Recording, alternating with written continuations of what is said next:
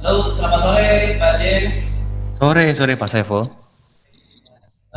Masih ada beberapa materi yang kita persiapkan. Jadi sambil apa namanya kita mempersiapkan diskusi kita. Gitu ya. Kabar baik Pak James. Ya Pak. Sepertinya backgroundnya sedang keluar gitu ya Pak.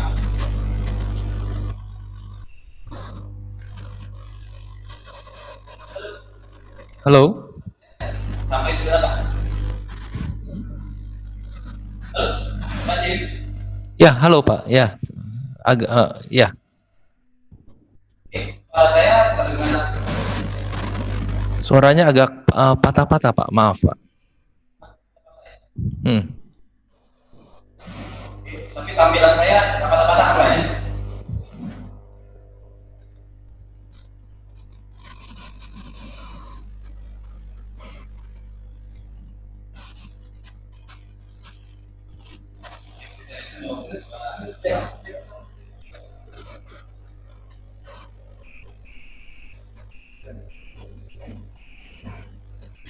Pak James, apa saja aktivitasnya Pak selama WFH ini Pak? Mungkin di masa transisi ya sebelum kita mulai.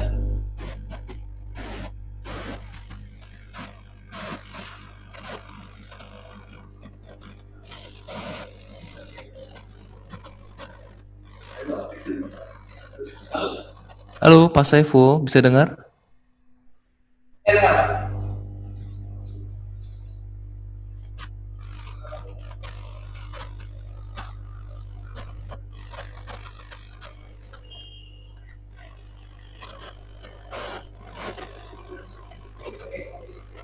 Baik, bisa kita mulai Pak James. Ya, bisa Pak. Silakan Pak. Ya.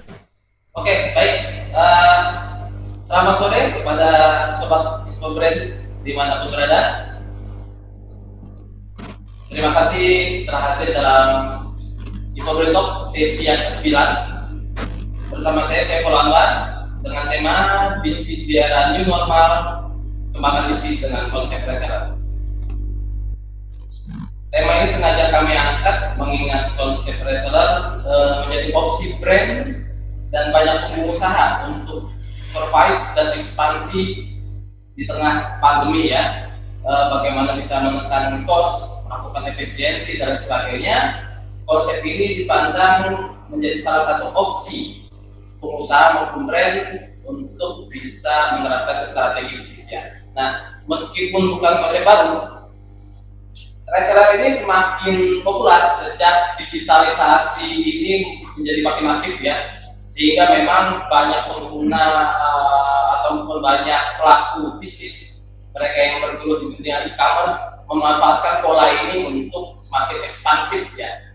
Nah, untuk itu tentu diperlukan bukan hanya konsep ya, ada strateginya karena reseller ini bukan sebuah hal yang sederhana juga gitu ya. Diperlukan sebuah sistem untuk menyederhanakan sebuah sistem ini perlu tentu ada strateginya gitu ya. Nah, sebelum kita mulai saya coba menyapa banyak audiens ya, mulai dari wilayah Jabodetabek, ada Jawa Barat, Pekanbaru, halo Pekanbaru, Ambon, Maluku, ya, dari Jawa Timur, Bandar Lampung, Manado, Sumatera, Jambi dan banyak lainnya ya. Selamat sore untuk sobat brand dimanapun Anda berada. Baik, sebelum webinar kita mulai, saya perlu menyampaikan bahwa nanti ketika diskusi berlangsung, sobat brand yang ingin bertanya, gitu ya, bisa menggunakan fitur chat yang tersedia di webinar ini. Nanti akan saya coba bacakan satu persatu untuk kemudian dijawab oleh narasumbernya, gitu ya. Langsung saja kita masuk pada webinar kita kali ini dengan tema bisnis di era new normal, kembangkan bisnis dengan konsep reseller. Saya akan ditemani oleh narasumber yang sempat tadi saya sapa, yaitu Pak James. Beliau merupakan pakar ya dan berpengalaman belasan tahun di bisnis software teknologi. Dia telah menciptakan sebuah aplikasi reseller platform yang mampu mengoptimalkan target sales perusahaan dan melakukan penyederhanaan prosesnya. Baik, Pak James. Halo Pak. Selamat sore ya Pak James. Sore. Ya. Baik, Terima kasih. Pak. Oke, thank you, Pak. Nah, seperti prolog saya di awal, Pak. Bisnis reseller ini menjadi sebuah opsi ya, banyak pengusaha brand untuk tetap survive bahkan berkembang gitu ya. Karena pola-pola konvensional tentu membutuhkan biaya dan proses bahkan SDM yang memang cukup banyak gitu ya. Nah, konsep reseller ini dipandang menjadi opsi untuk tetap survive dan ekspansif. Nah, menurut Pak James sendiri seperti apa, Pak? Well, sebelum pandemik COVID, nggak banyak yang betul-betul fokus ke dalam sistem reseller, kecuali mungkin MLM seperti begitu. Dan juga platform sosial yang baru berkembang pesat 10 tahun yang terakhir ini, seperti dulu dimulai dengan BBM, sekarang udah WhatsApp, itu menjadi luar biasa sejak pandemik COVID ini. Ternyata jalur reseller ini yang bertahan dan cenderung lebih berkembang pesat, di mana jalur-jalur konvensional itu turun drastis. Jadi emang kenapa kita itu harus berpikir tidak hanya mengandalkan satu jalur untuk penjualan, tapi kita harus memanfaatkan jalur-jalur yang emang ternyata berpotensi besar sekali. Nah, ini sudah dibuktikan dan ternyata di pandemik ini jalur yang lebih ke arah seperti kita sebutnya social reseller, ya, orang yang berdagang lewat media sosial atau berdagang lewat chatting application standar, itu trafficnya benar-benar luar biasa. Nah, di sini emang kita akan bahas gimana cara memaksimalkan potensi ini, dan kita bisa sinergikan dengan sistem konvensional yang sudah ada. Kita kembangkan lagi supaya bisnis kita tidak jatuh terlalu dalam jika ada gelombang selanjutnya yang bisa cukup merugikan suatu bisnis, ya. Baik Pak, tentu setiap bisnis punya posisi plus dan minus ya untuk konsepnya ya. Nah, kalau menurut Pak James sendiri melalui pengalaman Bapak dan menciptakan aplikasi ini, plus minusnya ini seperti apa? Bisnisnya, sorry, gimana Pak? Sorry, bisa diulang pertanyaannya, Ya. Pak? Jadi konsep reseller itu kan merupakan opsi Pak, gitu ya. Nah, tentu ada pertimbangan ataupun ada plus minusnya memilih bisnis dengan konsep reseller ini ya. Menurut Pak James sendiri seperti apa plus minusnya di konsep reseller ini? Oke, jadi konsep ini kita harus memanfaatkan jalur yang emang sebenarnya udah existing, cuma kita jarang perhatikan, ya. Jadi kenapa reseller itu penting sekali? Karena mereka akan menjadi suatu brand ambassador kita. Kita harus gimana cara kita menyajikan produk kita itu, apa sih kelebihan dari produk kita, kenapa orang mesti membeli produk kita. Dan kalau misalnya kita bilang, oh kan ada marketplace, ya, marketplace itu kebanyakan orang butuh sesuatu dan akan cari di marketplace. Tapi kalau untuk sesuatu yang baru atau sesuatu yang butuh penjelasan, itu reseller itu yang akan menjadi partner kita untuk berjualan dengan cost yang paling efisien. Baik, salah satu kendala di bisnis kan adalah rantai distribusi ya Pak, yang banyaknya proses, biaya, SDM, yang menciptakan rantai distribusi. Dari informasi yang saya terima Pak James melalui PT Vision ini berhasil menciptakan sebuah software yang memang biasanya adalah reseller platform gitu ya. Nah, tentu kalau bayangan saya sistem ini akan memutus atau mempersingkat rantai distribusi plus menyederhanakan sebuah prosesnya begitu Pak James ya. Betul. Seperti apa sebetulnya Pak aplikasi atau platform yang sudah Pak James ciptakan? Jadi begini, kita aplikasi ini mengencourage, memaksimalkan bagaimana sih kalau reseller itu bisa berjualan. Selama ini kalau reseller itu banyak berjualan tuh hanya dengan media yang sangat terbatas, ya. Media terbatas itu paling hanya digital katalog, dan mereka melakukan suatu pendekatan terhadap dia punya target market sendiri, dan juga untuk perhitungan komisi dan sebagainya itu mereka lakukan secara manual. Dan yang kita lakukan cukup revolutionary. Jadi reseller itu tidak perlu tidak perlu sibuk repot untuk mengatur transaksi pengiriman dan sebagainya. Yang difokuskan ke sini adalah reseller itu akan mempunyai satu aplikasi di mana dia bisa mengatur profitnya sendiri. Kita udah punya kategori reseller, misalnya reseller kategorinya gold, dia punya margin berapa, dan dia tahu persis di target market mereka itu kira-kira harga berapa yang masuk. Nah, kita udah setting harga ke mereka untuk produk sekian, HET berapa, margin kamu berapa, saya mau setup harga berapa, nanti tinggal dibagikan linknya ke customer, ke target market mereka, dan target market mereka langsung bisa klik. Ketika mereka klik link itu bukan lari ke reseller, tapi lari ke brand kita punya website. Jadi semua itu berada dalam satu ruang lingkup yang sama. Bahkan stoknya pun tergabung ke dalam satu database. Jadi tidak ada rebut-rebutan antara reseller dengan reseller yang lain atau reseller dengan e-commerce kita. Nah, sistem inilah yang ekosistem kita sebutnya yang mengatur semua pergerakan online sales dan reseller. Nah, kira-kira seperti itu. Nanti kalau untuk lebih jelasnya nanti kita jelaskan di dalam presentasinya, Pak ya. Baik, mungkin baiknya kita mulai dengan presentasi, Pak, agar tervisualisasikan apa yang Bapak maksud. Karena tentu ini merupakan hal yang baru ya, yang perlu untuk diinformasikan lebih lanjut. Nah. Baik.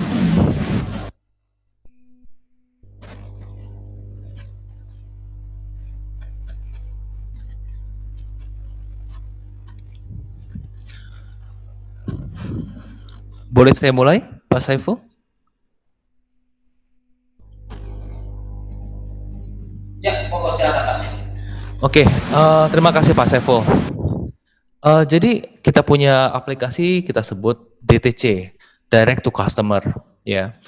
DTC ini bukan konsep yang baru sekali, bukan. Karena beberapa banyak dari perusahaan-perusahaan itu sudah beralih ke dalam konsep DTC. Saya akan jelaskan lebih lanjut kenapa konsep ini tuh yang harus diusung oleh yang punya brand atau yang punya barang. Saya akan mulai presentasi ini ya. Karena simple, sistem lama itu sudah tidak jalan lagi. Kita itu berpikir dengan buka toko, dengan buka kedai, dengan punya toko sebanyak-banyaknya, atau dengan masuk ke marketplace sebanyak-banyaknya, itu akan solve kita punya jualan. Ternyata tidak seperti itu. Dan ini menjadi nyata sekali sejak pandemi COVID-19, di mana banyak perusahaan tumbang. Saya akan jelaskan lebih lanjut lagi. Jadi, normal distribution in normal condition, ini kita sebut. Zaman sebelum COVID atau traditional market, itu dari brand owner atau manufacturer itu akan lari ke distributor atau wholesaler dan ke retailer, toko baru ke customer. Ini nggak jalan lagi. Ya. Jadi jalur ini yang mesti kita potong. Kenapa? Satu, tidak efisien, cost-nya tinggi sekali.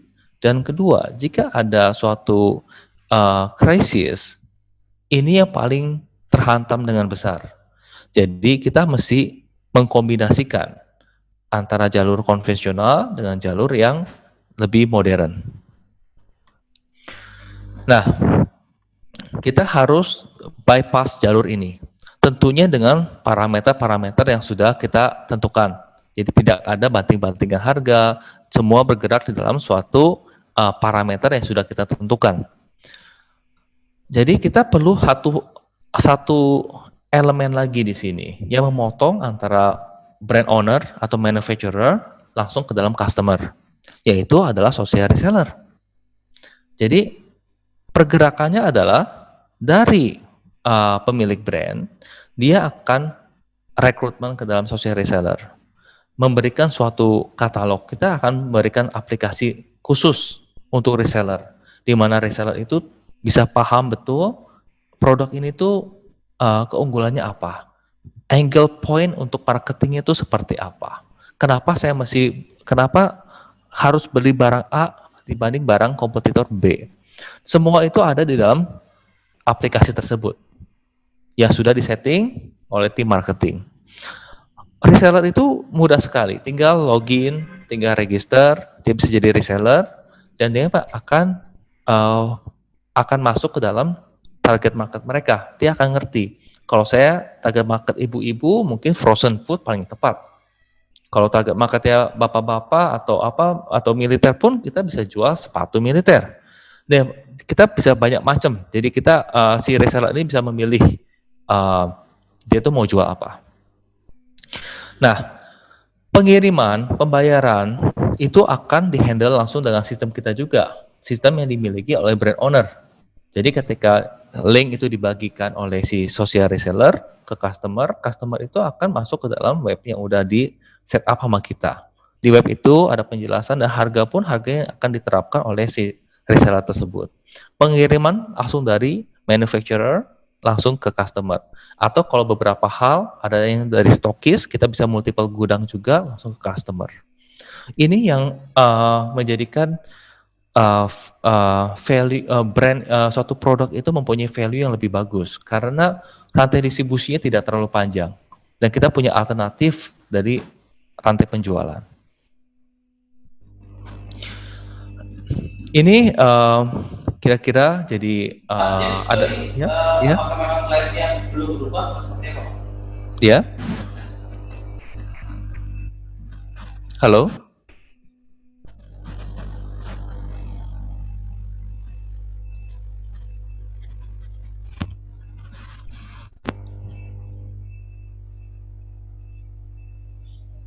Pak Saiful, gimana Pak? Sorry. Pak James, halo? Ya halo. Ya, sorry, ini slide-nya apakah memang belum digeser atau? Maaf Pak Saiful, saya kurang mendengar. Gimana Pak?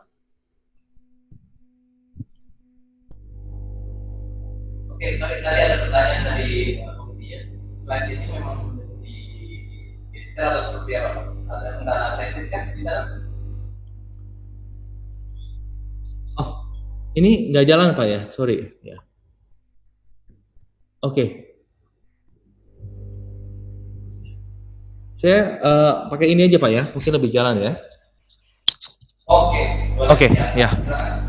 Oke, sorry, saya ulangin lagi. Ini yang jalur yang tadi saya bicara, sorry, tadi tidak bergerak sama sekali ya slide-nya ya. Jadi normal distribution ini biasanya manufacturer itu tidak langsung ke customer, dia melalui jalur distributor atau wholesaler dan retailer ke customer. Ini yang cukup costly di sini. Nah ini yang kita akan tangani, kita akan bantu untuk mengefisiensikan dengan namanya social reseller. Ini elemen berikutnya yang kita perlukan. Jadi social reseller ini akan melakukan pendekatan ke customer, dia juga tahu persis target marketnya seperti apa dan dia bisa untuk melakukan suatu promo-promo independen dan pengiriman tuh langsung dari manufacturer langsung ke customer seperti itu. Nah, mungkin saya langsung ulangi sedikit ya Pak ya. Jadi ini pembayaran itu langsung customer itu akan langsung ke dalam brand owner. Kita punya website sendiri, kita akan berikan website sendiri. Jadi customer melakukan pembelian langsung dengan nama brand owner dengan harga yang ditentukan oleh reseller. Dan setiap kali pembelian oleh customer, reseller pun mendapatkan benefit dari harga tersebut. Oke, saya lanjutkan. Ada 4 bagian di sini: customer, reseller, wholesaler, dan brand owner. Kenapa customer itu diuntungkan? Karena dia bisa mempunyai keputusan yang lebih bagus. Kenapa saya mesti beli barang A dibanding B? Karena reseller itu yang akan meyakinkan customer. Keunggulan semua produk itu akan ada di dalam aplikasi. Apa yang mesti kita sampaikan ke customer? Kenapa kamu mesti membeli barang A dibanding barang B yang merupakan barang kompetitor? Semua ada di dalam kita punya konten, kita punya aplikasi untuk reseller. Dan dia punya product knowledge dan sangat mudah transaksinya karena sudah tergabung dengan GoPay dan tergabung juga dengan virtual account, dia tinggal langsung dibayar. Untuk reseller juga simple, nggak ada kesulitan, Dia nggak usah ngurusin stok, nggak usah tanya stoknya masih ada atau enggak, dan dia nggak usah ngurusin pengiriman. Dia tinggal lihat apa yang dia mau jual, dan dia langsung sharing ke target group. Fokusnya reseller ya hanya mencari target grupnya, siapa yang kemungkinan tertarik dengan produk tersebut. Kalau wholesaler, semua sistem ERP udah ada di sini. Dari order masuk, pembayaran, pengiriman, dan kita sudah terintegrasi dengan JNE, JNT, dan bahkan FedEx. Kita juga bisa melakukan ekspor. Dan kita bisa memberikan promo code, misalnya ada free ongkir, hari raya lebaran free ongkir dan sebagainya, kita bisa lakukan seperti itu. Dan untuk brand owner, ini merupakan suatu yang marketing paling cost efisien. Kenapa? Sekarang kalau kita melakukan marketing secara above the line, cost itu sangat tinggi dan mungkin tidak sustainable untuk saat ini. Tapi kalau kita melakukan, kita lebih baik kita profit sharing terhadap reseller, itu mungkin lebih make sense, ya, lebih sustainable terhadap kondisi market seperti ini. Dan dia bisa dapatkan feedback langsung dari customer, dan dia punya database customer juga. Jadi nggak semua, jadi reseller pun akan berbagi data customer dengan brand owner. Itu gimana cara kita tetap keep customer loyalty, dan jika ada feedback dari customer, mereka bisa langsung masukin ke brand owner. Seperti itu. Saya lanjutkan lagi. Ini adalah company cycle, Pak. Company cycle ini umum di semua perusahaan, ya. Semua mulai dari R&D. Kita mau bikin produk atau kita import produk atau kita mau jual produk, semua mulai dari R&D. Market research dan product development. Baru kita akan fokus di dalam supply chain, ya, pengadaan, dan kita fokus untuk production, habis itu distribusi, branding, reseller, retail, online sales, customer service, dan settlement. Ini suatu cycle yang standar dari suatu bisnis. Nah, sekarang apa sih yang mesti kita lakukan? Nah, sebagai brand owner, fokus saja di research and development, supply chain, dan production. Kenapa? Karena distribution, branding, reseller, online sales, customer service, dan settlement, ini bisa kita bantu dengan aplikasi DTC. Nah, yang perlu kita upgrade adalah gimana caranya kita acquisition dari reseller. Dan kita perlu downgrade adalah retail, offline store. Kenapa? Offline store itu kita lebih baik kita rubah menjadi suatu experience store. Karena retail store kalau hanya untuk penjualan, kadang-kadang sudah tidak make it, tidak menguntungkan. Jadi kita harus melakukan suatu perubahan di sini. Dan cost untuk operational expenditure untuk retail store itu, physical store itu sudah tinggi dan akan tetap tinggi. UMR pun naik. Jadi kondisi seperti ini membuat suatu bisnis itu tidak sustainable. Kita mesti melakukan suatu perubahan.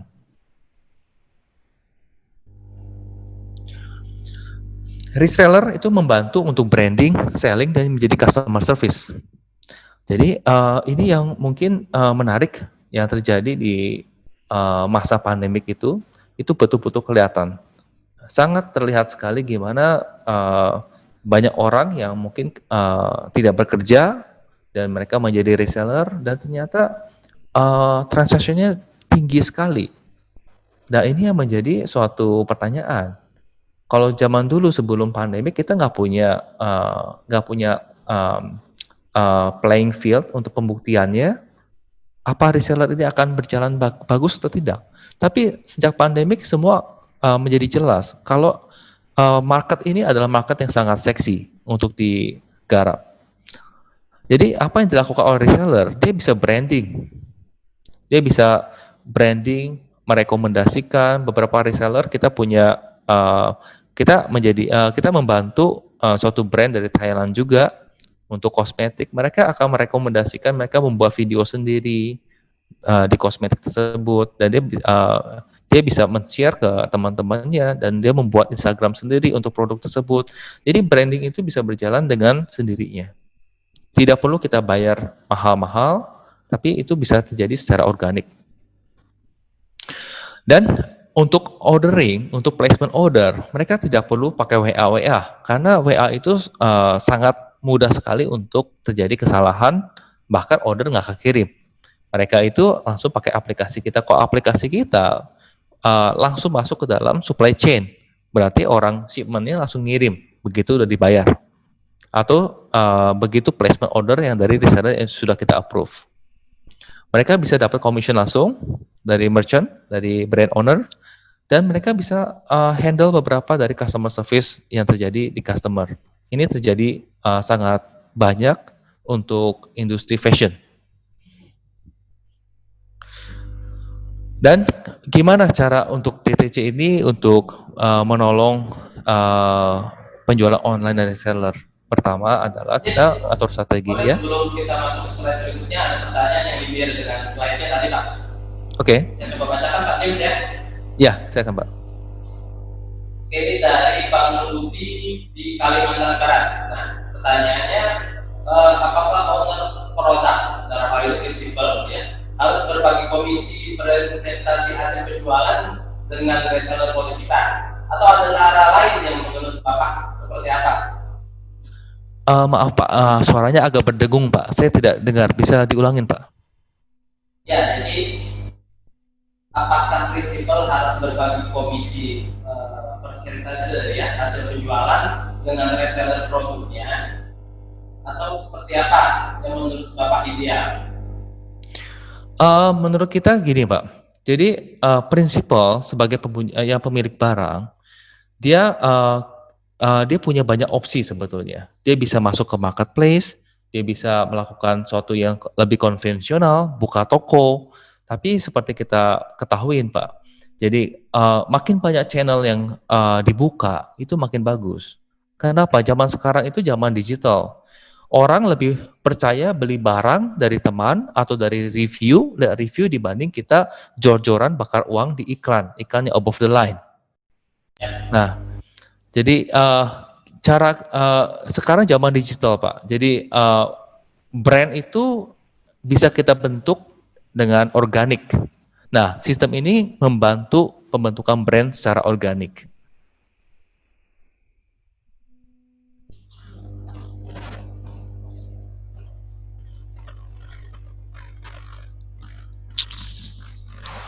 Mungkin begitu, Pak? Mengoptimalkan social engagement begitu ya, Pak James ya? Betul. Jadi kita membangun platform di mana reseller pun dimudahkan untuk melakukan pekerjaan mereka, untuk melakukan branding mereka, dan untuk melakukan penjualan. Jadi mereka hanya fokus di penjualan saja, tidak di administrasi. Dan juga sebagai prinsipal dapat uang tunai langsung dari customer. Dan database customer juga bisa dipegang oleh prinsipal. Jadi makanya kita sebut direct to customer. Prinsipal langsung ke customer. Nah, ini yang akan membuat skema konvensional itu berubah, tetapi di dalam dan lebih tahan terhadap goncangan. Begitu Pak Saiful. Jadi alur distribusinya harus berpangkas antara konsumen dengan prinsipal gitu Pak ya. Jadi transaksinya langsung begitu Pak ya. Betul Pak. Berarti ini bisa memanfaatkan pasukan mama dan bapak-bapak sosialita ya Pak. Iya, betul. Itu yang terjadi sebetulnya Pak. Oke, lanjut monggo Pak. Oke. Jadi gimana cara DTC ngebantu? Pertama, dari strateginya kita memudahkan untuk prinsipal untuk memegang kontrol antar transaksi yang terjadi. Dan penjualan pun akan diarahkan ke official website-nya dari prinsipal, jadi tidak ke website yang lain. Ini membantu mereka juga mendapat branding di Google Search yang lebih bagus. Dan dapat customer feedback. Kita punya pengalaman ngebantu brand juga, dan ini penting sekali. Customer feedback itu sangat diperlukan untuk pengembangan produk selanjutnya. Apa yang sedang tren, mereka maunya seperti apa, ada keluhan apa. Jadi kalau kita lepas, walaupun kita punya cabang banyak, kita punya karyawan banyak, nggak semua karyawan itu menjadi telinga yang betul bagi prinsipal, karena mungkin nggak akan sampai ke prinsipal secara langsung. Nah, makanya kita sebut direct to customer. Bahkan feedback pun akan lari ke prinsipal secara langsung. Ini yang penting. Dan supply chain, ini penting sekali. Kita udah menyediakan full e-commerce ERP system. Dari e-commerce-nya ada, dari stocking-nya ada, dari gudangnya ada, dari manajemen resellernya ada, pembagian komisi ada, sampai ke marketing, promo code, dan landing page semua ada. Nah, kita me-encourage, mendorong prinsipal itu untuk membuka jalur supply chain penjualan sebanyak mungkin. Jangan kita hanya konvensional sekali, atau kita hanya ngandelin satu marketplace. Kalau kita ngandelin satu marketplace, di mana marketplace itu merubah kebijaksanaan, kita nggak jadi jualan, kita repot. Atau kita punya kompetitor yang ternyata punya agreement khusus dengan suatu marketplace dan di-endorse, kita yang pusing. Jadi kita nggak bisa ngandalin satu, kita masih punya sendiri. Jadi voice of customer itu mesti kita pegang, kita tahu persis. Nah, melalui apa? Jalurnya melalui organik yang paling cost efficient, ya, melalui reseller itu. Dan yang terakhir adalah produk strategi material katalog. Ini kita punya pengalaman juga ngebantu untuk branding suatu alat ya. Jadi banyak produk itu tidak langsung kita reseller itu bisa menjual dengan baik, karena produk knowledge ini tidak sampai ke customer, bahkan tidak sampai ke reseller. Nah, reseller pun tidak begitu paham apa sih keunggulannya. Nah, itu tugas dari prinsipal, memastikan konten-konten produk advantage ini nyampe ke reseller. Nanti reseller tinggal ngebagiin aja ke customer, biar mereka melakukan research dan mereka melakukan keputusan yang lebih baik. Beli pun puas, intinya seperti itu. Bagaimana Pak Saiful? Bisa saya lanjutkan? Yes, Pak James, ini ada pertanyaan itu yang berkaitan dengan apa yang tadi Bapak sampaikan. Ini unik juga, karena era digital ini juga menumbuh kembangkan industri e-commerce begitu Pak ya. Nah, betul. Banyak juga pengusaha-pengusaha atau pemilik brand atau pemilik produk prinsipalnya gitu ya, langsung melakukan penjualan ke marketplace gitu ya. Di samping juga mereka membutuhkan resellernya gitu ya. Nah, ada pertanyaan dari Sheryl ya, banyaknya prinsipal yang melakukan penjualan ke e-commerce marketplace ya, sehingga reseller ini semakin kesulitan nih Pak. Kadang juga harga yang murah membuat customer itu langsung membeli ke owner atau prinsipal langsung. Jadi terjadi persaingan antara pemilik brand gitu ya dengan resellernya malah gitu ya Pak. Nah ini apa yang harus dilakukan reseller? Apakah aplikasi yang Bapak tawarkan ini juga menjadi solusi buat mereka? Begitu Pak. Oke, saya jawab ya. Terima kasih, pertanyaannya sangat bagus sekali. Dan itu emang terjadi Pak. Nah, intinya seperti begini Pak. Perbedaan antara marketplace dengan social selling itu sangat beda ya. Jadi kalau misalnya kita mau cari barang dan kita tahu barang apa yang kita cari, ya kita tahu merek tertentu, kita mudah sekali mencari barang di marketplace. Dan banyak sekali, dan reviewnya udah bisa dibilang kita dapat barang bagus lah kemungkinan, ya kemungkinan besar udah bagus. Masalahnya di sini Pak, gimana untuk brand-brand yang tidak terlalu kuat? Berapa banyak brand yang bisa menginvestasikan dia punya financial untuk memperkuat brand, memperkuat customer awareness terhadap brand mereka? Kalau kita jual Indomie, itu kita nggak perlu reseller Pak. Ya, itu dengan mudah sekali kita jual Indomie, kita taruh Tokopedia, ya, prinsipal taruh Tokopedia itu akan laku sendiri. Bahkan reseller tidak mendapatkan profit mungkin di situ, cuma hanya sebagai stokis saja. Tapi berapa banyak brand seperti itu? Yang ada kalau misalnya kita lempar barang ke marketplace, prinsipal masuk, reseller masuk, akhirnya reseller tidak akan melakukan suatu branding buat kita. Kalau branding kita kuat sekali itu nggak ada masalah. Anda tidak perlu reseller, tidak ada masalah. Tapi kalau branding itu yang middle low, middle up, nanggung, up banget enggak, hanya middle atau middle low atau yang baru bangun, baru berapa tahun bangun brand. Kayak misalnya kita zaman-zaman ini kan banyak yang bikin makanan, misalnya masakan atau frozen food. Yang bikin frozen food itu brandnya masih baru. Kalau taruh di Tokopedia, taruh di marketplace, mana ada yang beli, Pak? Orang orang nggak berani. Nah, hal-hal seperti ini yang di mana reseller itu berperan penting sekali. Karena dia yang tahu word of mouth itu sangat penting di dalam marketing. Word of mouth dan review. Nah, di mana kita membagi porsi kue itu ke dalam reseller biar mereka yang lakukan suatu pendekatan ya below the line ke dalam sosial circle mereka. Mungkin begitu Pak. Apa menjawab Pak? Ya, kurang lebih seperti Pak. Mau diserahkan.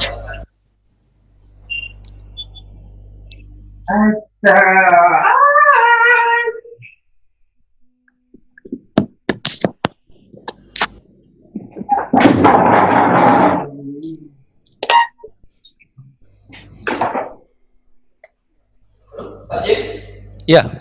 Ya, mau dilanjut Pak. Saya lanjut ya.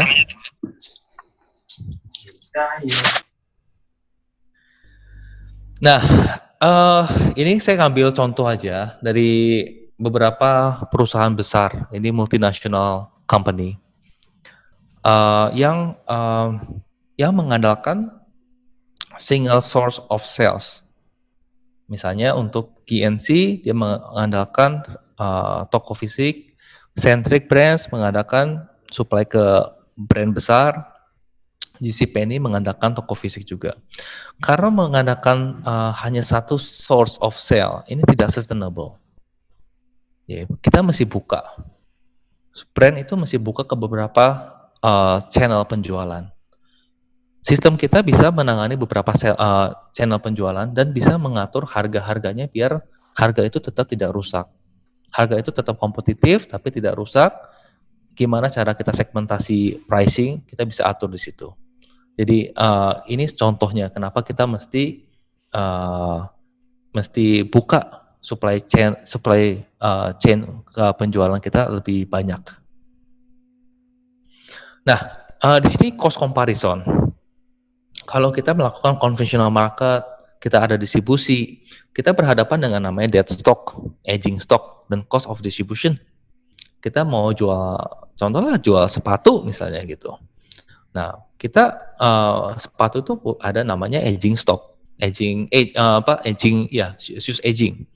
Jadi kalau disimpan selama 2 tahun itu bisa rusak. Ada juga dead stock ya nggak laku karena di suatu daerah itu belum tentu sama tingkat larisnya dengan daerah yang lain, menjadi dead stock. Dan itu juga menjadi cost of distribution. Jadi barang itu akan jadi mahal.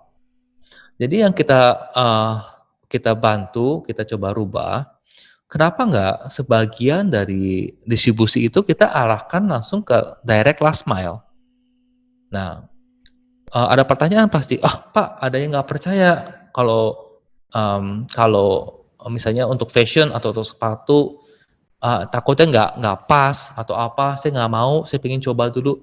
Ya betul ada, tapi sepanjang pengalaman kita itu sangat kecil sekali, di bawah 1% yang mereka khawatir untuk beli, karena kita bisa tawarkan free retur kalau salah ukuran, ya kan? Dan itu resiko kita, tapi selama dari statistika kecil sekali itu tidak ada masalah. Jadi stok itu lebih kita bisa atur terpusat, manajemen stok lebih bagus, kita tahu produksi kita lebih efisien juga. Nah, itu yang kita coba rubah.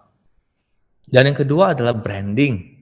Ya, kita biasanya above the line itu mahal sekali, dan sekarang mungkin udah untuk branding terutama yang kita even untuk yang brand-brand ternama juga melakukan above the line itu udah mikir 2 kali sekarang.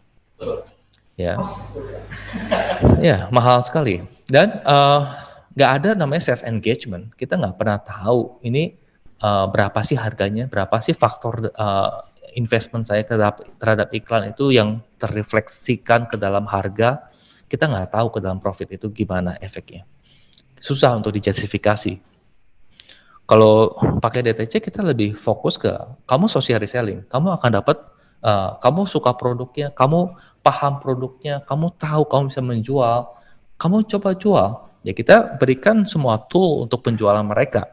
Katalognya ada, pricing levelnya ada, dan dia bisa menjadi suatu customer service juga untuk tanya, kamu mau beli lagi nggak atau sepertinya. Nah, ini yang kita tekankan. Kenapa nggak kita langsung aja kamu jual, kita bagi profit nih. Nah, jadi cost kita juga lebih rendah di situ. Nah, pasti ada pertanyaan, Pak, nanti ancur-ancuran harga. Nah, ini yang makanya sistem kita bisa ngatur di sini. Ada HET, ada diskon yang minimum berapa, dan ini harga itu nggak akan keluar kemana-mana, hanya ke dalam sosial mereka yang mereka kasih linknya. Jadi kalau misalnya mereka lihat di website, pasti harganya mungkin lebih mahal, kecuali kita ada promo ya, kita bisa atur promo juga di situ. Dan untuk konvensional, kita rata-rata pakai manual settlement, apalagi kita punya agen-agen gitu. Bayarnya tempo ya, habis tempo bisa jadi nggak bayar. Kalau misalnya ada krisis, pas, sorry, lagi susah uang, ya kan bisa jadi kayak gitu. Tempo bayar, tempo enggak. Iya, itu resiko. Jadi kita bermain dengan faktor bunga bank akhirnya. Akhirnya produk kita itu menjadi seperti komoditas. Nah, ini yang berusaha kita hindarkan. Produk kita tuh mesti berharga lebih daripada suatu komoditas yang mentah. Added value mesti jelas. Nah, makanya kita rubah. Diusahakan semua itu untuk customer itu langsung direct ke dalam kita punya payment gateway.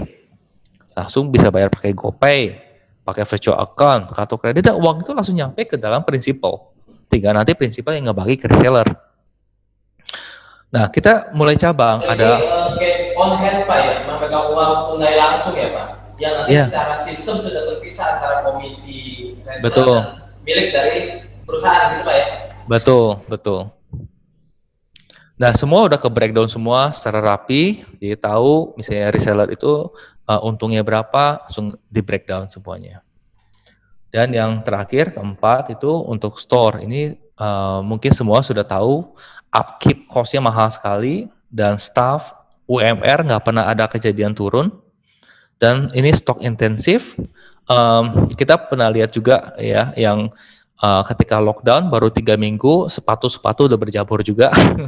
Dan ya, jadi ini emang very stock intensif, dan stok juga keeping stock itu nggak murah, karena kita pengalaman di situ.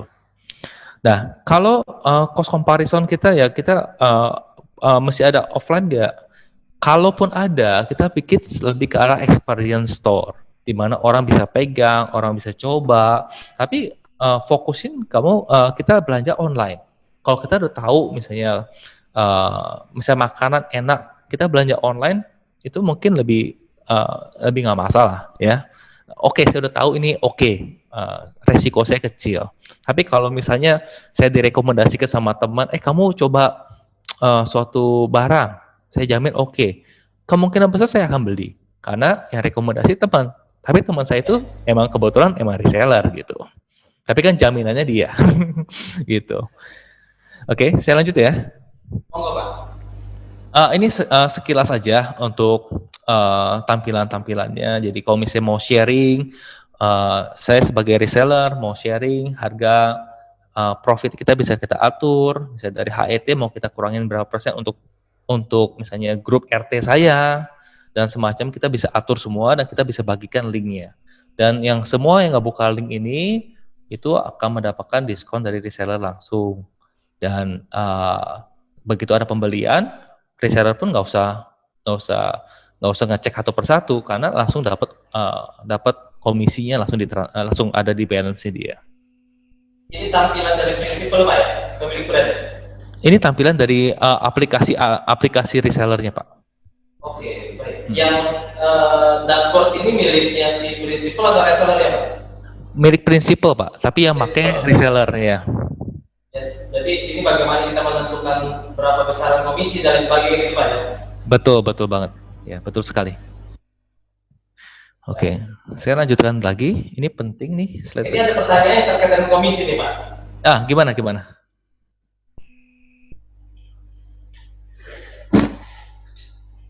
Ya. Nah, apakah sistem yang dibagi ke reseller ini mutlak presentasinya bagi hasil atau ada cara lain ke reseller ya Pak? Selama yang kita lakukan ini bagi hasil ya Pak ya. Karena reseller itu lebih banyak bergerak jika mereka tahu benefitnya seperti apa.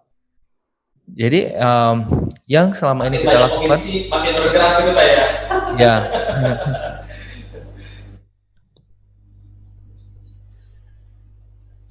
Oke, artinya memang selama ini masih sistem komisi Pak yang digunakan.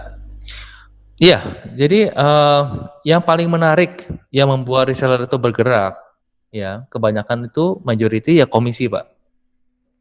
Jadi mereka tahu profit dia berapa, mereka tahu ini barang bagus, mereka tahu orang pakai ini benefitnya apa, dan mereka akan bantu jual.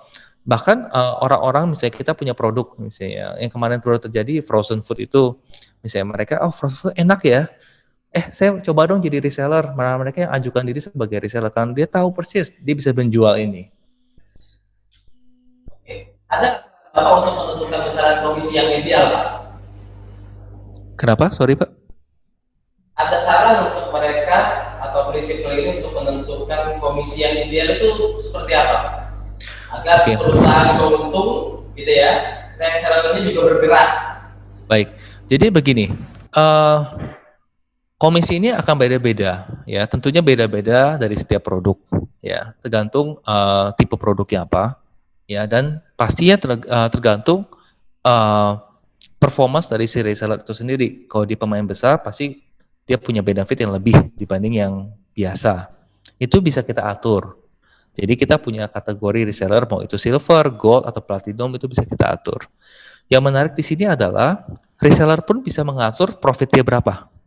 Jadi nggak cuma prinsipal memberikan dia profit, tapi reseller pun bisa mengatur. Jadi kalau misalnya dalam suatu grup dia tahu ada kompetitor, misalnya kompetitornya harganya cukup murah. Kalau dikasih produk yang ini harganya mahal sekali HET, itu agak susah untuk bersaing. Dia bisa ngatur harga sendiri, memberikan diskon individual, diskon langsung melalui semacam dia punya kode voucher dalam bentuk link. Itu bisa dibagi-bagikan. Jadi harga yang kita set itu, kenapa kita set harga? Karena itu harga yang supaya nggak ada banting-bantingan harga. Karena yang terjadi itu sekarang kalau kita lempar langsung ke pasar bebas, misalnya kita jual power bank, kita lempar langsung ke pasar bebas, hancur Pak itu jualannya. Ada orang yang hanya muter aja, ada juga yang dikasih ke reseller, resellernya hanya bilang, saya nggak mau untung di sini, nggak apa-apa, saya untung dari komisi ongkos kirim. Ada yang seperti itu. Jadi harga kita ancur-ancuran sampai hancur luar biasa gitu. Jadi kalau udah ancur-ancuran gitu, lama-lama menjadi tidak menguntungkan.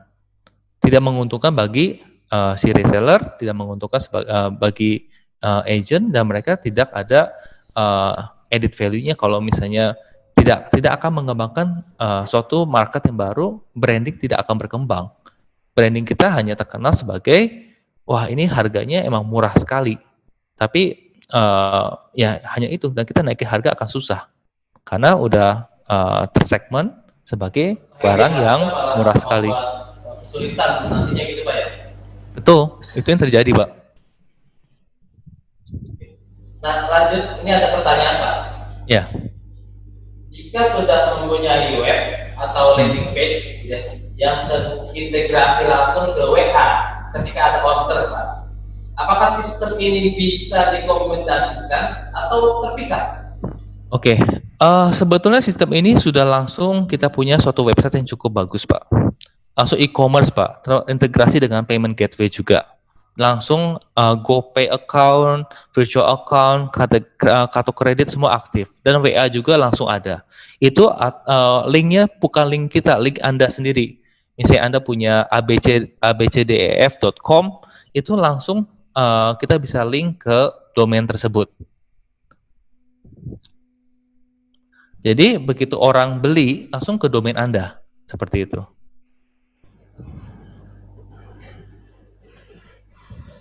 Oke, baik.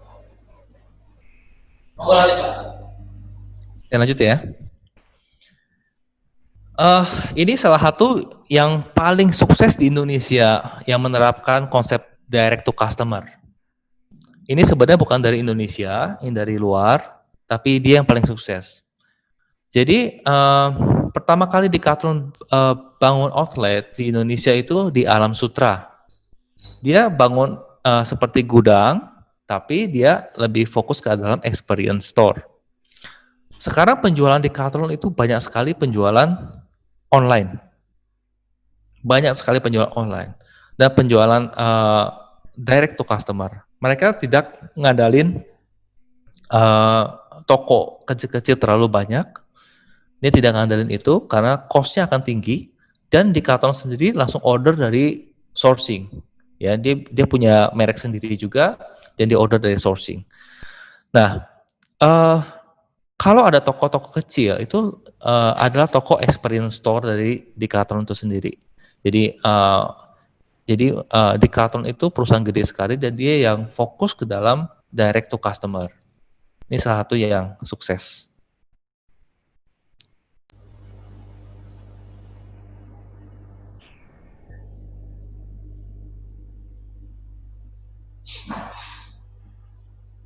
Oke, Pak James. Masih ada slide yang dipresentasikan? Pak James?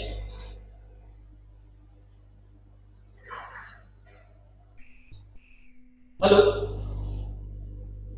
Pak James? Bisa mendengar suara saya, Pak?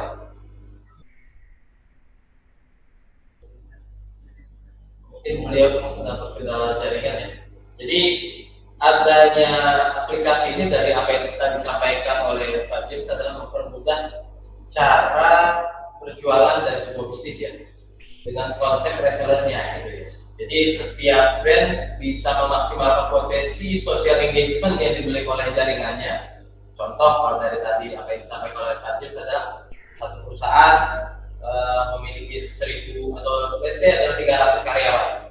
Ketika konsep ini dengan aplikasinya digunakan, satu karyawan ini bisa menjadi sellernya dari masing-masing produk tersebut. Jadi satu karyawan ini bisa menyebar link yang nanti dibuat oleh aplikasinya. Ketika si reseller tersebut memberikan link tersebut kepada si B gitu ya, kemudian terjadi klik dan transaksi, maka si resellernya ini mendapatkan komisi dari apa yang tadi ditetapkan di aplikasinya oleh prinsipal. Tentu ini memudahkan buat pebisnis, dan juga tadi disampaikan oleh Pak Jess bahwa apa yang disampaikan oleh reseller ini kan menjadi sebuah garansi gitu ya. Ketika disampaikan oleh kolega terdekat, disampaikan oleh saudara, teman, kerabat gitu ya, ada value bukan hanya terkait dengan brandnya. Ketika ada rekomendasi dari orang terdekat, tentu ini menjadi sebuah garansi tersendiri bagi si pembeli atau buyersnya gitu ya. Pak James sudah bergabung kembali?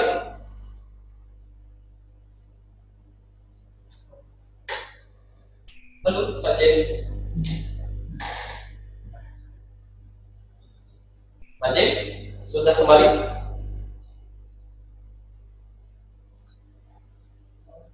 Baik Pak James. Sorry Pak, sudah ada putus sedikit. Sorry. Oke, siap, baik. Ini ada, kita tersisa beberapa menit lagi, mungkin kita akan coba membacakan beberapa pertanyaan yang lihat dengan tadi apa yang Bapak presentasikan gitu Pak ya. Baik. Oke, saya coba membacakan. Ada pertanyaan dari Pak Burhan Riyadin.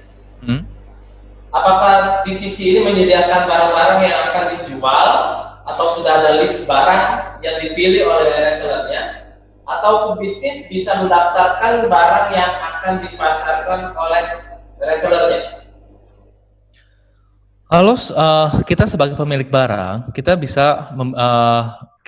bisa untuk mendaftarkan barang tersebut untuk kita set up sistemnya, dan kita akan dikonekkan dengan reseller-reseller kita atau reseller-reseller dari brand itu sendiri. Jadi kalau kita udah punya barang, ya tinggal kita gabung ke dalam platform DTC ini dan biarkan reseller itu bekerja seperti itu. Baik, artinya si pebisnis bisa mendaftarkan barang yang akan dipasarkan juga gitu ya Pak? Betul Pak. Nah setelahnya biarkan reseller yang bekerja gitu ya? Betul. Nah tadi sempat saya sampaikan Pak, ketika Pak Jeff tadi mengenal tadi, bahwa kekuatan daripada aplikasi ini juga menjadi social engagement gitu Pak ya. Jadi si reseller bisa membagi link-link yang bisa didistribusikan atau direkomendasikan kepada si buyers gitu ya. Nah ketika terjadi transaksi, si reseller itu mendapatkan komisi juga atau sampai yang ditekankan oleh prinsipal yang gitu ya Pak. Betul Pak. Baik, saya akan coba pada pertanyaan berikutnya Pak. Pak Burang mudah-mudahan menjawab ya Pak. Halo Pak, Pak Burang ini sosok konsultan brand dan bisnis franchise Pak yang cukup berpengalaman lebih dari 20 tahunan Pak. Baik, saya coba membacakan pertanyaan dari Pak Dedi. Ada 2 pertanyaan Pak. Pertama, apakah reseller dapat menentukan margin dengan sendirinya dari produk yang dijualnya? Mungkin tadi sudah sempat terjawab ya oleh Pak James. Yang kedua, produk apa yang paling banyak dijual oleh reseller di masa pandemi ini Pak? Saya akan coba jawab. Yang pasti frozen food itu banyak. Segmented produk itu banyak. Segmented produk itu mainan anak, ya. Sepatu tactical, ya, segmented produk itu penjualan cukup banyak dan stabil. Baik. Kalau ini ada pertanyaan dari Bang Rudi. Bagaimana kalau berawalnya reseller ya adalah konsumen kita sendiri Pak. Kemudian melalui tahap pemesanan produk kita, akhirnya ditawarkan menjadi reseller gitu Pak. Nah, apakah ini yang dimaksud memenangkan hati konsumen? Awalnya jadi konsumen, kemudian menjadi reseller gitu Pak. Ya, jadi ada beberapa hal Pak. Jadi mungkin kita bisa ceritakan juga kalau misalnya dari frozen food banyak sekali yang terjadi seperti itu. Ya, tapi kalau misalnya kita ada juga kita ada materi juga yang kita bisa sampaikan success story kita. Misalnya sepatu tactical itu sepatu militer. Ya, jadi sepatu militer itu yang kita dulu bayangkan itu sepatu mungkin hanya dipakai tentara dan tentara belinya sepatu supply. Ternyata tidak seperti itu. Dan yang menjadi reseller tuh rata-rata ya mereka sendiri, tentara sendiri yang punya barang atau emang yang udah jadi toko. Misalnya toko mereka udah kebiasa jual sepatu, ya, atau dia punya Instagram atau dia jual beberapa sepatu dan mereka bisa jadi reseller kita. Jadi jadi luas sekali kita punya opportunity. Jadi bisa jadi dari customer sendiri dia merasa wah ini potensi bagus karena saya tahu teman-teman saya bakal butuh seperti ini, atau langsung kita berhubungan dengan orang yang udah punya market. Gimana? Ya, baik. Ada pertanyaan berikutnya Pak. Ini yang sudah menjadi klien mungkin ya. Ini brand apa saja yang sudah masuk? Kalau brand internasional kita ada satu dari kosmetik ya, kosmetik dari Thailand. Itu yang kita pegang, merek Givarin. Halo. Dan ada kita nggak boleh sebut namanya, tapi ada pemain mainan anak yang ada di mall-mall yang terkenal, yang banyak di mall-mall ada. Nah itu udah join kita juga. Nah kalau untuk bagian branding ada sepatubesar.com, dan ada Lars. Lars ini sepatu taktikal yang pernah kita sebutkan itu. Ya. Oke. Nah, ini mungkin pertanyaan terakhir, Pak. Bagaimana cara menjaga etika kompetitor ya agar reseller kita yang di lapangan ini tidak menjadi kompetitor yang akan merusak harga yang sudah diberikan batas atas maupun batas bawah dari prinsipal ya. Oke, karena satu, mereka nggak bisa ngasih diskon emang terlalu besar. Kita punya semua report, semua laporan berapa mereka jual, itu kan langsung direct ke kita. Customer beli dari kita langsung, jadi kita tahu persis mereka tuh profitnya berapa sih, mereka jual dengan harga berapa. Itu semua data itu ada di tangan kita. Karena yang kita akomodasi juga dari prinsipal itu sebaiknya ikutan memegang database customer juga. Jadi orang beli ke kita juga. Jadi tugasnya reseller tuh hanya untuk jual dan jual seperti itu. Tapi tentunya ada kesepakatan kalau prinsipal ya jangan langsung jual secara pendekatan ke customer secara langsung, ya, memotong jalur reseller itu. Norma-norma seperti itu kan masih kita jaga. Tapi kalau dari segi prinsipal, mereka kan punya website sendiri. Mereka bisa melakukan promo-promo juga, promo ongkos kirim dan sebagainya. Itu bisa, orang tuh bisa langsung beli dari prinsipal tanpa melalui reseller. Tapi HET tetap ada. Dan harga itu nggak mungkin kita banting-banting, nanti reseller nggak ada yang mau jalan. Seperti itu. Jadi permainannya lebih banyak, ya bisa jadi promo hari raya, promo ongkos kirim dan sebagainya. Momen-momen istimewa. Itu bisa kita mainkan. Iya. Nah ini mungkin tadi ada pertanyaan terakhir, tapi tiba-tiba ada pertanyaan yang lebih spesifik ke divisinya nih Pak. Nah, pertama adalah bicara tentang data Pak. Apakah data yang diterima oleh prinsipal itu seperti apa? Seperti apa Pak datanya? Dari reseller itu apakah dari detail datanya ya? Mulai dari detail Pak. Detail. Kita kan sistem kita sudah ERP Pak, sudah dapat semuanya. Jadi jika ada penjualan kita tahu persis datanya detail. Kalau misalnya ada pemakaian promo code, kita tahu promo code yang mana, berapa banyak sudah terpakai, limitasi promo code seperti apa, dan juga reseller yang menjual itu untung dia berapa. Dari waktu ke waktu kita bisa pantau semua di situ. Nah, pertanyaan terakhir Pak, seperti apa proses dan berapa biayanya Pak? Proses onboarding kita mungkin kita lebih ke arah session tanya jawab satu persatu kali Pak ya, dan kita akan discuss biaya. Pasti biaya itu tidak banyak ya. Nanti kita bisa discuss satu persatu, kita bisa layani Pak. Baik, nah untuk pertanyaan terakhir tadi ya bisa nanti dijawab oleh Pak James setelah acara berakhir ya. Tadi juga Pak Lydia sudah men-share nomor yang bisa dihubungi untuk bisa bekerja sama lebih lanjut gitu Pak ya.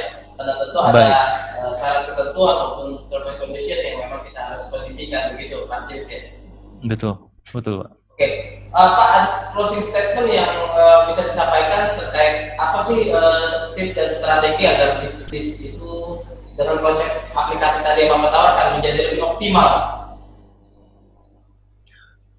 Sebenarnya simple Pak. Satu, pasti semua bermulai dari apa yang kita tawarkan Pak. Kalau kita punya produk baik, bagus, tinggal gimana cara kita kerjakan untuk marketing dan distribusinya. Nah, cara yang paling penting ya untuk dijalankan di DTC ini adalah kita mesti cari angle of attack dari suatu produk. Misalnya kita pernah bantu suatu customer juga, misalnya untuk kunci digital untuk rumah. Nah, angle of attack-nya kita masih tak paham apa. Misalnya tahan air, ya air hujan kalau kena nggak ada masalah. Nah ini yang mesti kita buat dan kita akan lempar ke reseller biar reseller itu menjadi word of mouth kita. Jadi seperti kasusnya untuk yang kunci tersebut, kita lempar ke reseller. Kebetulan reseller kita emang kita punya lingkungan reseller interior design. Nah, mereka yang akan memasarkan produk-produk kunci ini. Jadi mereka tahu kalau misalnya customer bilang saya pingin merek A, kita bilang saya ada juga merek B, garansinya sekian, ini kelebihannya A, B, C. Oh, customer itu begitu ditawarin mungkin berubah dia. Nah, karena oh iya benar juga ya, kamu yakin ini bagus. Karena yang bekerja itu ada word of mouth. Beda dengan customer itu datang ke toko kunci terserah dia mau beli A, mau beli B, mau beli C, itu terserah dia, gitu. Nah, jadi di sini menjadi pembeda dan itu sudah terjadi juga. Itu salah satu yang paling penting. Kita tahu persis apa produk kita, kelebihan produk kita, dan kita jadikan itu sebagai marketing tools, marketing kit kita, dan itu kita sebarkan ke reseller kita. Nah, jadi reseller itu tidak perlu pusing juga, yang penting dia paham, dia komunikasikan dengan prospek customer mereka, dan biarin customer mereka beli sendiri aja. Beli sendiri di website kita dengan promo code yang si reseller itu udah kasih, atau tanpa promo code juga nggak apa-apa. Nanti kan ada kode reseller, dia bisa langsung transaksi di situ. Oke. Nah, jadi artinya dengan aplikasi yang Bapak build ini itu meminimalisir resiko kompetisi antara reseller juga ya Pak ya, karena udah ada sistem yang memang dibuild sedemikian rupa gitu Pak ya. Oke, baik Pak James. Iya betul. Mungkin buat audiens yang tadi masih ada pertanyaan lebih lanjut gitu ya, atau diskusi lebih lanjut, bisa menyampaikan pertanyaan untuk diskusinya melalui nomor WA atau nomor kontak yang sudah di-share oleh rekan-rekan panitia gitu Pak James ya. Karena waktu juga yang memisahkan kita Pak. Bukan hanya jarak ternyata, tapi waktu juga memisahkan kita Pak. Gitu Pak. Baik, boleh Pak kita standby nih, karena nggak hanya cuma di dunia nyata, di dunia virtual juga kita perlu eksis Pak. Baik.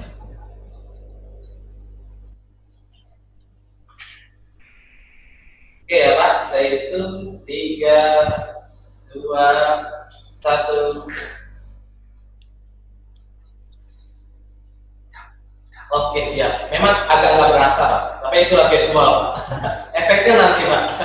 Baik. Terima kasih Pak James atas paparan yang luar biasa. Terima kasih Pak Saiful. Ini menginspirasi juga buat pebisnis yang ingin mencoba strategi baru, mencoba aplikasi baru yang tujuannya tidak lain adalah untuk mengoptimasi pencapaian omset maupun penjualannya. Dan adanya di sini saya berharap menjadi opsi juga buat rekan-rekan untuk bisa mengoptimalkan kinerja bisnisnya. Terima kasih Pak James atas paparannya. Terima kasih semuanya. Dan pada seluruh audiens hadir dalam tema bisnis di era new normal, kembangkan bisnis dengan konsep reseller. Nah, penting juga saya informasikan bahwa Infobel Talk ini hadir setiap minggu, setiap Selasa dan Kamis. Dan kebetulan di sesi yang ke-10 nanti, yaitu di tanggal 7 nanti, kita akan kedatangan tamu spesial juga, Pak James. Beliau merupakan direktur dari Fiberstar atau PT Mega Akses Persada. Ya, ini sebuah perusahaan jaringan infrastruktur, Pak. Nah, beliau yang akan memaparkan menjadi narasumber utama pada tema transformasi digital di era new normal. Tapi mungkin untuk audiens yang tertarik untuk menjadi audiens bisa mendaftarkan lewat link yang nanti akan kita share. Begitu. Terima kasih. Saya ucapkan kembali kepada Pak James dan hadirin sekalian. Kita bertemu di Infobel Talk yang akan datang. Salam brand, salam sukses selalu untuk kita semua. Sahabat brand, jangan lupa subscribe, like, komen, dan share ya.